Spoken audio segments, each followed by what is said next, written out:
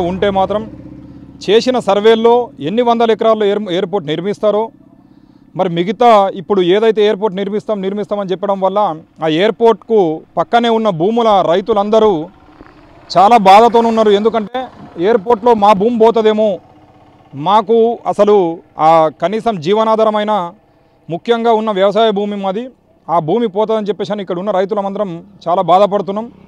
నిర్మించాలనుకుంటున్న ఎయిర్పోర్ట్ను ఎన్ని వందల ఎకరాల్లో నిర్మిస్తారో వివిధ సర్వేలు చేసినామని చెప్పేసి అన్నారు. ఒకటేమో 2000 ఎకరాలు అంటారు, కొంతమంది ఏమో 1200 ఎకరాలు అంటారు. ఇక్కడ రైతులందరినీ అయోమయం చేస్తున్నారు.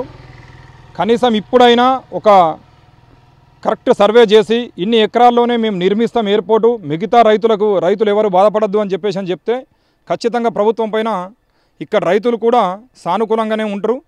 ఏదైనా కానీ ఒక 10-20 ఎకరాలు అవసరమైతే రైతులు కూడా ఇవ్వడానికి సిద్ధంగా ఉన్నారు. కానీ దానికి ఖచ్చితమైన ఒక ఇక్కడ రేటు